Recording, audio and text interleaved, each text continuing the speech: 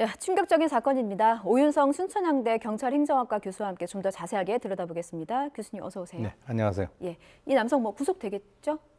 네, 그렇죠. 무난히. 왜냐하면 뭐 증거가 너무 이제 차고 넘치고 또 예. 본인이 이제 그 살해 사건에 대해서 자백을 했기 때문에 별 크게 문제 없을 것 같습니다. 예. 자, 일단 두 가지를 좀 살펴보겠습니다. 일단 택시 기사를 살해했고 잡고 나서 보니까 전 여자친구까지 살해를 한 것으로 드러났습니다. 택시 기사 살해 사건부터 좀 살펴보면요. 음주 운전 중에 접촉 사고를 냈고 합의금을 주겠다고 택시 기사를 집으로 유인을 해서 이제 집에서 살해한 것으로 본인이 자백을 했습니다. 근데 집으로 유도한 것 자체를 이거 계획 살인으로 볼 수 있는 건가요? 본인은 이제 우발적으로 홧김에 살해했다 이렇게 얘기를 하고 있는데 예. 이건 아주 철저하게 계획적인 것이죠. 왜 그러냐면 일단 그 피해자를 자기 집으로 합의금을 주겠다라고 유인을 했지 않습니까? 예. 그리고 이제 살해하고 난 이후에 그리고 난 뒤에 자기 그 장롱에다가 시신을 이제 숨겼고 그리고 이 택시를 한 1km 정도 떨어진 곳에 유기를 하고요. 예. 이 블랙박스를 지웠단 말이죠. 그리고 이제 5일간 이 피해자 신용카드를 그 이용해서 예. 지금 뭐 알려져 있기로는 뭐 한 뭐 수천만 원 정도 예, 5천만 원 정도 결제를 했다라고 예. 이렇게 얘기를 알려져 있기 때문에 이건 뭐 처음부터 계획을 갖다가 잡은 것으로 우리가 봐야 되겠죠. 그 실종됐던 기간에 가족인 척 메시지도 보냈잖아요. 이 남성이 이것도 약간 증거 인멸이나 은폐 의혹이 있다고 볼 수 있습니까? 전형적인 것이죠. 예, 그러니까 이제 그 이 피해자의 가족은 아무래도 이제 자기 가장이 또 예. 아버지가 집에 돌아오지 않으시니까 예. 아무래도 이제 뭔가 보냈겠죠. 예, 그런 상황에서 나 바쁘다. 지금 뭐 배터리가 떨어졌다. 뭐 이런 식으로 했다는 것은 살아있다라고 하는 그 신호를 갖다 보냄으로써 예. 그 피해자 유가족들이 이제 좀 안심할 수 있도록 그런 어떤 그 사항을 조성을 한 거라고 봅니다. 예. 시신을 집 안에 유기한 거는 어떤 이유 때문이라고 보세요? 왜냐하면 전 여자친구도 살해는 했는데 이제 유기를 했잖아요. 근데 택시 기사님을 이제 살해를 하고 사실 유기는 하지 않고 이제 집 안에 넣어둔 이유는 뭐라고 보십니까? 상당히 엽기적이죠. 예. 그런데 이제 본인의 입장에서는 그런 엽기적이고 또 두려움이라든가 이런 것이 있음에도 불구하고 그 시신을 자기 사는 그 거주지 장롱 안에다가 넣어두는 것이 가장 그 확실한 방법이다 이렇게 생각을 했을 가능성이 커요. 그렇군요. 전 여자친구 살해와 관련해서요. 범행 동기에 대해서는 횡설수설하는 모양입니다. 그런데 알고 보면 이 집 명의도 전 여자친구, 그리고 뭐 핸드폰 명의도 전 여자친구. 전 여자친구를 살해한 동기를 좀 추측을 한다면 자백을 하지 않아서요. 어떤 경우를 예수를 좀 볼 수 있겠습니까? 일단 이제 주변에 있는 그 주민들이 진술한 걸 보면 예. 지난 8월 달에 굉장히 두 사람이 싸웠다 그래요. 그래서 심지어는 뭐 어떤 주민들 같은 경우 관리소에다가 민원을 내야 되겠다 할 정도인데 예. 어느 날 갑자기 없어졌단 말이죠. 그래서 물어보니까 자기 장모님이 치매에 걸려서 병 간호를 하러 갔다라고 했는데 지금 이 두 사람이 나이 차가 좀 있잖아요. 예. 연상입니다. 그 피해자가. 거기다가 이 사람은 굉장히 무직으로 오랜 기간 동안 이제 돈을 벌지 못한 그런 상황이니까 예. 그러니까 그 과정에서 이제 경제적으로 사실은 종속돼 있는 상태에서 두 사람 간에 뭐 자존심이라든가 이런 거 여러 가지 어떤 문제점이 있지 않았겠는가라고 이제 조심스럽게 추정을 해볼 수가 있고 예. 그 과정에서 이제 그 살해를 하고 난 이후에는 바로 그 여성의 그 어떤 신용카드나 이런 것을 가지고 대출을 갖다 또 받아서 예. 사용을 했다는 거죠. 그러니까 이제 아마 그런 그 두 사람 간에 있어서의 어떤 갈등에서 살해를 하고 그리고 난 뒤에 그 사람의 그 금전적인 그 이득을 자기 쪽으로 돌린 것이 아닌가 이렇게 봅니다. 이 30대 남성이 특정한 직업이 없다고 말씀을 해주셨는데 혹시 택시 기사를 살해한 것도 금품을 노린 범죄의 가능성도 있습니까? 그러니까 지금 이제 8월 달에 살해를 했다라고 하고 지금 예. 한 넉 달 정도가 경과됐잖아요. 그러니까 이제 본인이 이제 사용하는 돈이 점점 떨어져 가고 있다 예. 하는 그 시점이다라고 보면은 이 본인은 우발적이다라고 얘기하지만 우리가 합의금을 준다고 집까지 데리고 오는 그런 경우는 없거든요. 그렇죠. 예, 그렇기 때문에 의도적으로 이 사람을 살해하고 난 이후에 그리고 카드를 가지고 이제 또 사용을 하겠다라고 하는 그런 의도가 이 시점을 보게 되면은 거의 이렇게 일치한다라고 봅니다. 저희 YTN이 취재한 내용을 보니까 경찰이 이제 일단 여죄 가능성은 좀 낮아 보인다.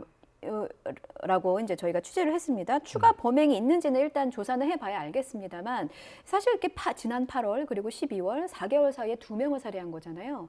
추가 범죄가 더 드러날 가능성은 어떻게 보십니까? 지금 뭐 주위에 있는 사람들 대상으로 이 남성의 그 아는 사람들의 지금 이제 소재를 추적 중입니다. 예. 그렇기 때문에 좀 가능성은 낮아 보여도 경찰의 입장에서는 그 주위에 있는 사람들이 소재가 완전히 확인될 때까지는 지속적으로 수사를 갖다가 다 계속해야 이 사람이 또 다른 범죄를 저지른 것에 대해서 확실하게 증명을 할 수가 있다라고 보는 것이죠.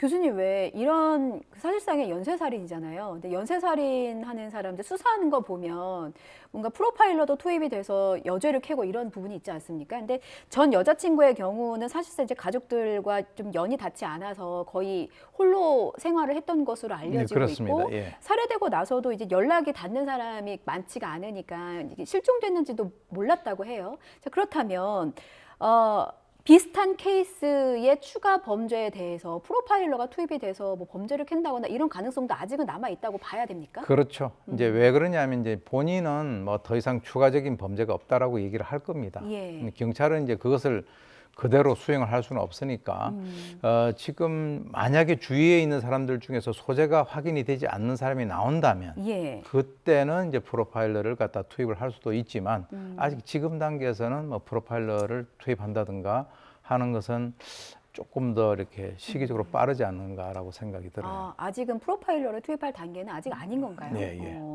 그럼 혹시 사이코패스 가능성에 대해서는 어떻게 보세요? 지금 이제 사이코패스와 관련돼서는 여러 가지 어떤 그 공감 능력이 부족하다든가 예. 후회감, 죄책감이 없다든가 하는 이런 몇 군데에서는 그런 것들이 관찰이 되고 있긴 있습니다. 그러나 이제 중요한 것은 그 캐나다의 로버트 헤어 박사가 개발한 PCLR이라고 하는 이 정신병질자 이제 측정 도구를 사용을 해서 예. 만약에 경찰에서는 일단 무조건 모든 사람에 대해서 사이코패스 그 검사를 하는 것이 아니라 예.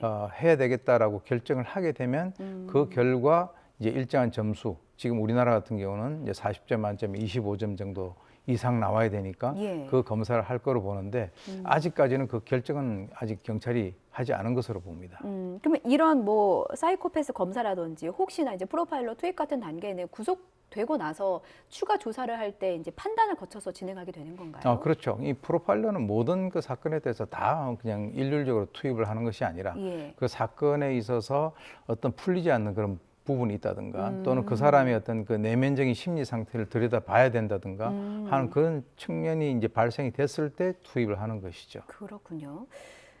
전 여자친구 시신을 유기했다 이제 본인이 자백을 한 상황인데 혹시 시신을 발견하지 못할 경우에는 어떻게 됩니까? 살인죄를 적용할 수가 있나요?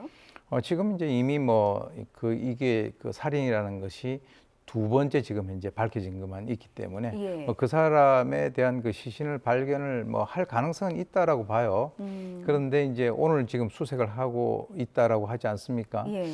그러니까 이제 설사 발견을 하지 못한다 하더라도 여러 가지 어떤 정황 증거, 예컨대 이제 그 사람의 차 내에서 그 피해자의 것으로 보이는 혈흔이 발견이 됐거든요. 예. 그리고 이제 그 사람의 휴대전화 또는 신용카드 이런 것들이 다 본인이 갖고 있었어요.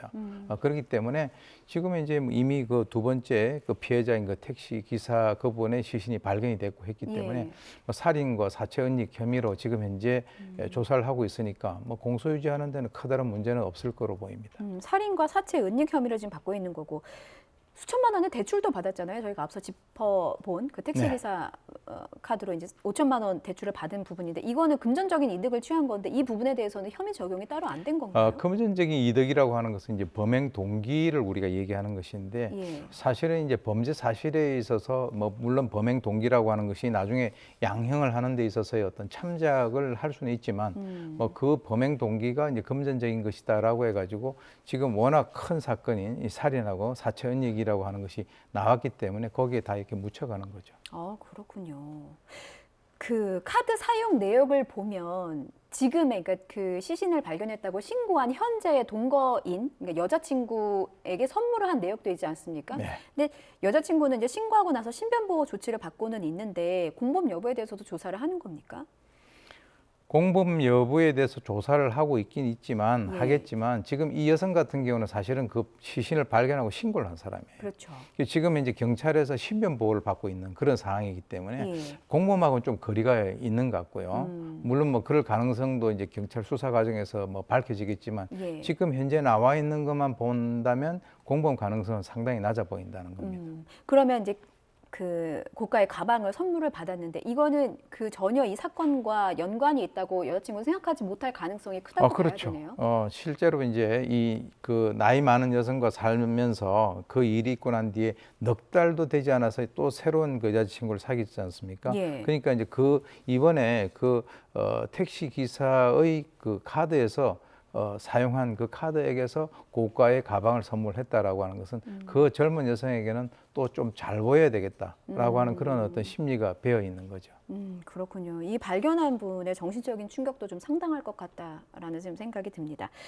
피해자의 형량은 뭐 아직까지 뭐 다 밝혀진 것은 아닙니다만 어느 정도로 예상이 됩니까? 지금 이제 그 대법원 그 양형위원회 살인죄를 보게 되면 통상 이제 한 20년에서 한 그 무기 이 정도까지 되는데 거기 이제 가중 요소들이 있어요. 예. 이것이 계획적이냐, 그리고 상당히 좀 그 잔혹한 그런 범죄냐, 그리고 지금 이제 한 번도 아니고 두 번이잖아요. 그렇죠. 그러면 이제 물론 뭐 재판 결과를 우리가 좀 지켜봐야 되겠습니다만은 뭐 추정컨대 적어도 25년 이상 또는 무기 가능성이 분명히 존재한다라고 봅니다. 예, 알겠습니다. 여기까지 듣겠습니다. 지금까지 오윤성 순천향대 경찰행정학과 교수와 함께 말씀 나눴습니다. 잘 들었습니다. 네.